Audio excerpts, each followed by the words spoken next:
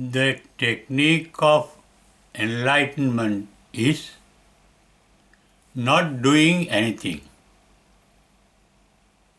That means allowing anything to happen naturally, spontaneously, on its own course.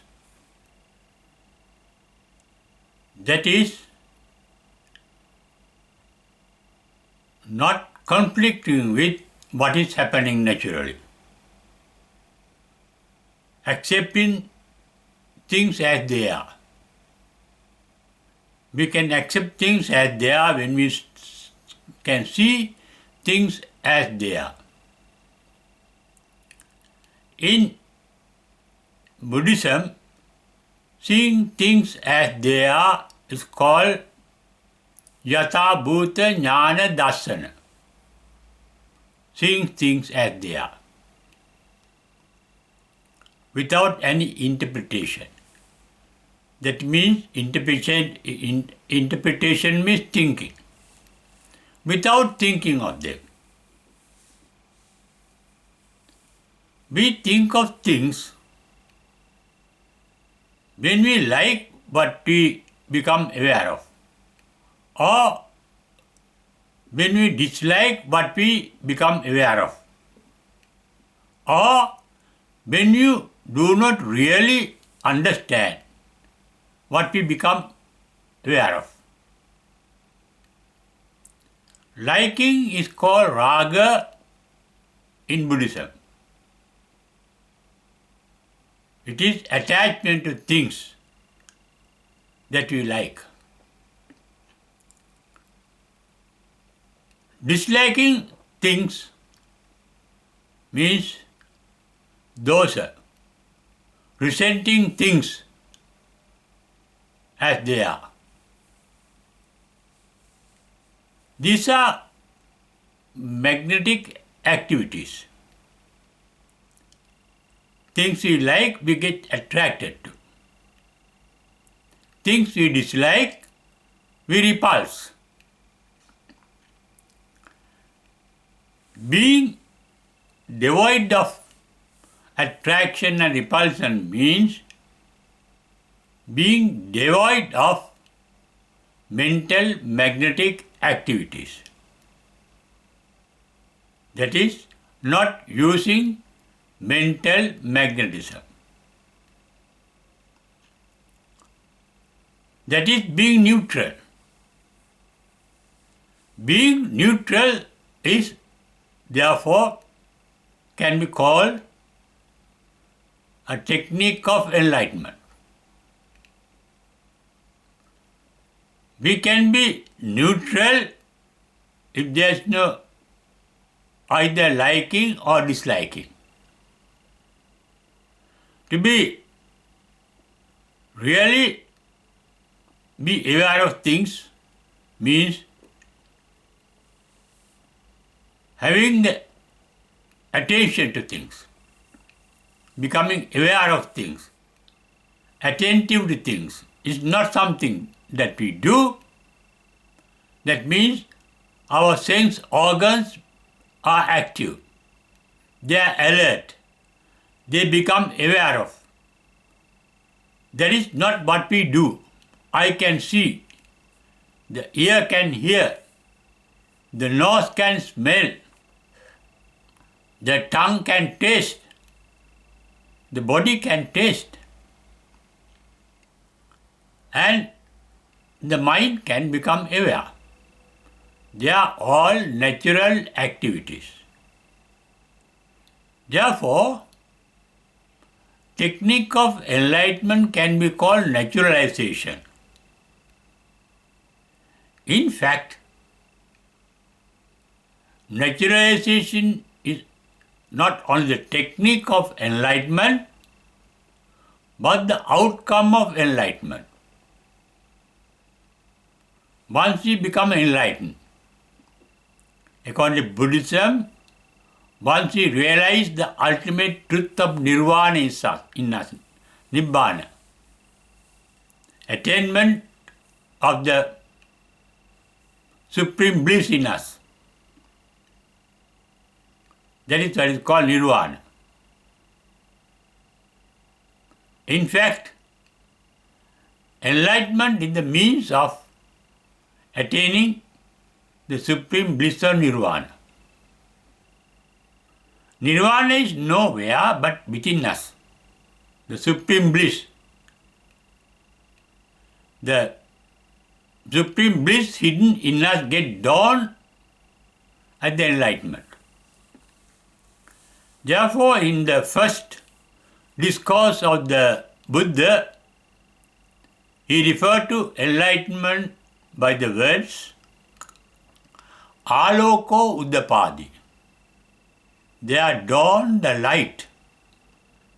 Here, the dawning of light is a metaphorical usage. It's a metaphor. Light means knowledge, knowing. That means ignorance means not knowing. Ignorance is called moha. The light of insight is called panya. It is through panya, the wisdom, that we can get enlightened. As I mentioned earlier, there is nothing to be done for enlightenment. There is no technique. It is a natural manifestation. It is a natural happening. Things can happen and we can do things. Doing and happening are two types of activities. When you do something, that activity is deliberate. There is a self-motive in that. Self-motivation is there. There is a self-center. In happening, there is no self-center. The clouds are floating. They happen naturally, automatically. Clouds do not think. They do not have a self-center. So are rivers and streams, etc. They flow. But there is no thinking. They happen naturally. Fruits fall down from trees. Leaves fall down from trees. Not done by anybody. They happen automatically. The natural activities. Similarly, enlightenment is a natural activity. Attainment of nirvana is a natural activity. The life after enlightenment is natural, not artificial. No self-motivation, no deliberation. Things happen because the self disappears with the enlightenment. The idea of self disappears at the very beginning of the path of enlightenment. That stage is called Sotapanna in Pali. It is translated into English as the stream winner stage. Here the stream means flow towards nirvana. It starts with the disappearance of the Sakkaya Ditthi, with the disappearance of the idea of self. Once we realize there is no doer in us. To do something, there must be doer. Things happen naturally. For example, breathing can happen automatically, indeliberately, and also deliberately. We can breathe in and out deliberately. If you don't breathe in and out deliberately, breathing in and out happens automatically. Therefore, being aware of one's own automatic breathing is called a technique of enlightenment in Buddhism. Even the Buddha entered the stream of enlightenment, entered the path to enlightenment by becoming aware of his own breathing. Once we become aware of our breathing, we become aware that they happen automatically, indeliberately, unintentionally, unmotivated. As there is enough air to breathe in, we do not attract breathing. We have no attraction to breathing. As we cannot live without breathing, we do not repulse breathing. Therefore, awareness of breathing, automatic breathing, is free from attachment and resentment, and also free from ignorance because you are aware of your own breathing. And that mind is free from liking, disliking, and ignorance. Liking in Pali means raga, disliking means dosa, non-awareness called moha. Even after enlightenment, your state of things in you are free from attachment, resentment, and ignorance. That is why Nirvana is defined by the Buddha as ragakkoyo, dosakkoyo, mohakkoyo. Free from attachment, free from resentment, and being free from ignorance. That means alert. Alert means not your self is alert, your sensory organs are alert. They are active naturally. They become aware. The eye can become aware of light or forms or pictures.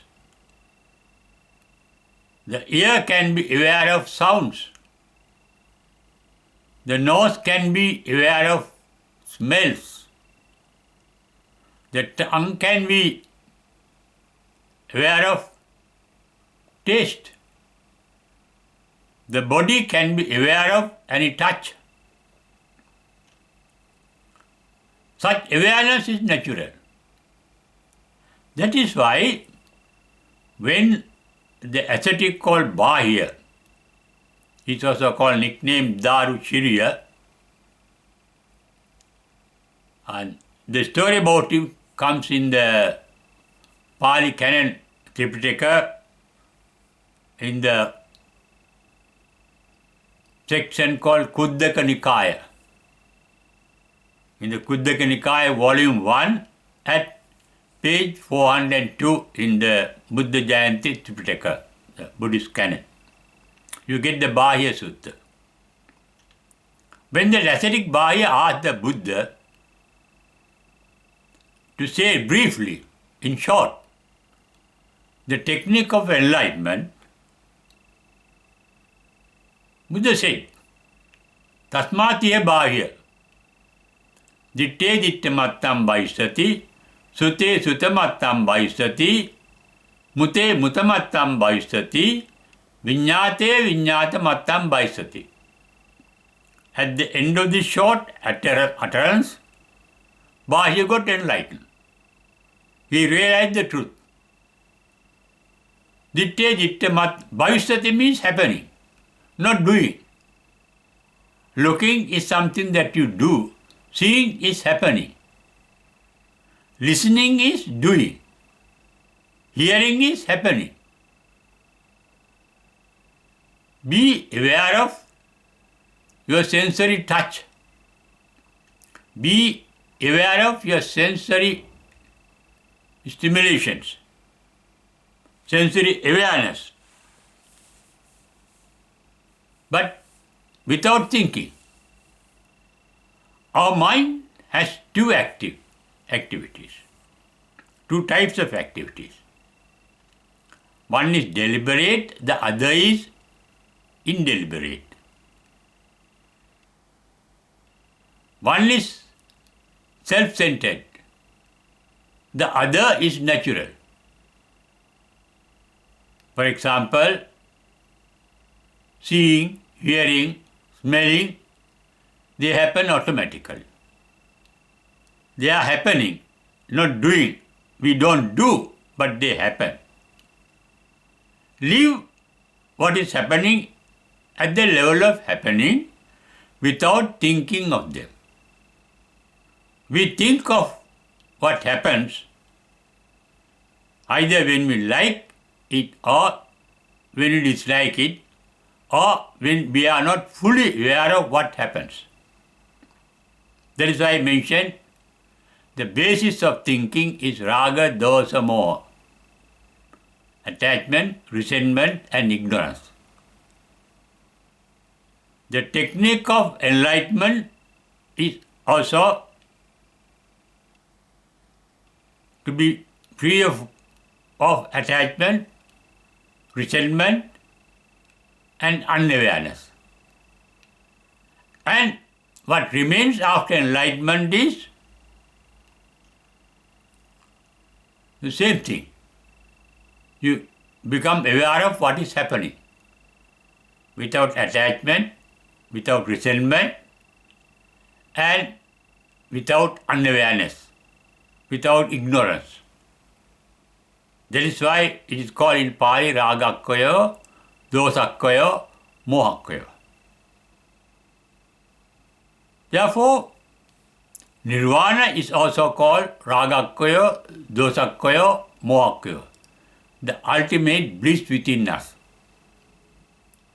The mind is blissful when it is free from attachment, resentment and ignorance. The mind can be aware of sensory signals without attraction and repulsion, the mental activities of attraction and repulsion. That means no effort is made to attract or to repulse or to know. The awareness there, natural awareness is there. And that mind is relaxed, fully relaxed. Even in our day-to-day life, we can be relaxed, both mentally and physically. In fact, the technique of enlightenment used by the disciples of Buddha is called bhavana. Bhavati means happening. No, karota means doing. Without doing, but allowing things to happen. That is bhavana. And naturally, one becomes naturalized to allow the nature and its happening. Things happen. There is no individual. There is no self called individual self to like or dislike or to ignore. That is, technique of enlightenment is being selfless. Being selfless means being free of the activities of the self. The three main activities of the self are called liking, disliking, and ignoring. Without ignoring anything, without liking anything, without disliking anything, one can be aware of what is happening and allowing things to happen as they happen, allowing the nature to take its own course. And this technique is for spiritual development, not for material development. For material development, we need attraction, repulsion, and ignoring things. We have to get what we like. We have to get rid of what we dislike. We have to ignore things that are of no interest to us. That is in our normal life, the lay life, the ordinary life. Spiritual life means free from liking, disliking, and ignoring. That is the basis of the highest bliss in us called Nirvana Dhamma.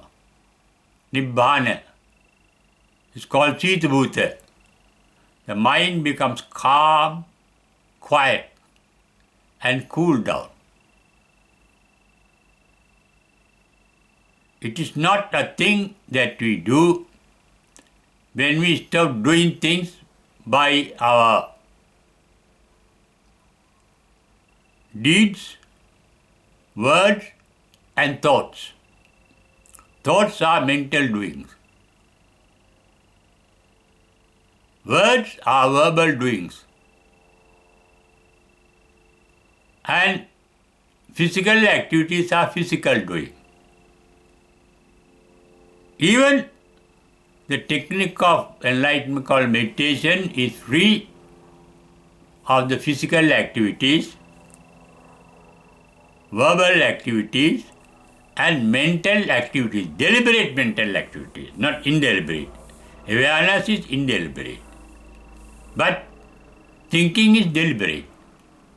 One can be aware of the sensory signals, but without liking, disliking, and ignoring them.